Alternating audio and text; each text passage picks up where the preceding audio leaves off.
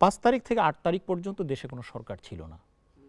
ওই 5 তারিখ থেকে 8 তারিখ আমাদের দেশে কোনো বিশৃঙ্খল ঘটনা ঘটেছে, কোনো রক্তপাত হয়নি, কোনো কিছু হয়নি। তাহলে আমরা এই দেশকে কত ভালোবাসি। কিন্তু দেশি বিদেশি ষড়যন্ত্র এবং পতিতদের ষড়যন্ত্রের কারণে এখন বলা হচ্ছে যে একটা পক্ষ কেউ কেউ আমাদের মধ্যে বিভাজন তৈরি করছে। সেই বিভাজনটা আপনি নিশ্চয়ই লক্ষ্য করছেন, ইদানিং আরও বেশি দেখা যাচ্ছে। এই বিষয়ে আপনার মতামত কি? দেখুন, আমরা বিভাজনের রাজনীতি চাই না। বিভাজনের রাজনীতি দেশকে কোন জায়গায় নিয়ে যায় গত 17 বছরে আমরা দেখেছি।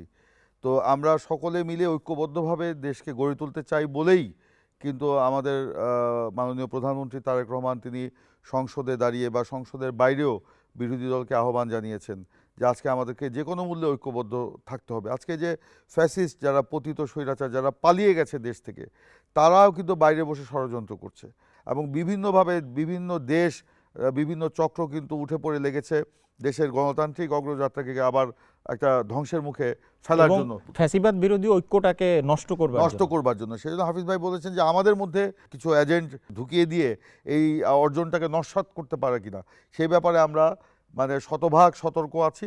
ইনশাল্লাহ সেটা পারবে না। আমরা জনগণের উপরেই আমরা কিন্তু আস্থা রাখতে চাই। এই যে জুলাইয়ের গণ অভ্যুত্থানের মূল যে শক্তি তা ছিল কিন্তু জনগণ, এবং মূল যে বার্তা সেটাও কিন্তু বার্তাটা কি, যে জনগণই কিন্তু বাংলাদেশের মূল মালিক, মূল নিয়ন্ত্রক শক্তি। এটা কিন্তু জুলাই গণ অভ্যুত্থানে প্রতীয়মান হয়েছে। সেই কারণে আমি মনে করি যে জনগণ যদি সহযোগিতা করে, জনগণ যে একটু আগে আমি বললাম জনগণের প্রত্যাশাগুলো, এই প্রত্যাশা পূরণের জন্য যদি আমরা এগিয়ে যাই সকলে ঐক্যবদ্ধভাবে, তাহলে কোনো এজেন্ট কারো মধ্যেই ঢুকতে পারবে না, কোনো ষড়যন্ত্রকারী এই জুলাই অভ্যুত্থানের যে প্রাপ্তি এটাকে ধ্বংস করতে পারবে না, এবং ফ্যাসিবাদকে আমরা চিরতরে কিন্তু বাংলাদেশ থেকে দূরে সরিয়ে দিতে পারবো। এখন এই যে জুলাই সনদ বলেন কিংবা গণভোটের রায় বলেন কিংবা ভালো ভালো যে কথাগুলো বলছে, এগুলো শুধু কাগজে কলমে লিখলে কিন্তু হবে না। এইটা আমার মধ্যে পরিবর্তনটা আনতে হবে, আপনার মধ্যে সেই পরিবর্তনটা আনতে হবে। তাহলেই কিন্তু আমরা সেই জুলাই গণ অভ্যুত্থানের আকাঙ্ক্ষাকে আমরা পরিপূর্ণভাবে প্রকৃত অর্থে আমরা বাস্তবায়ন করতে পারবো।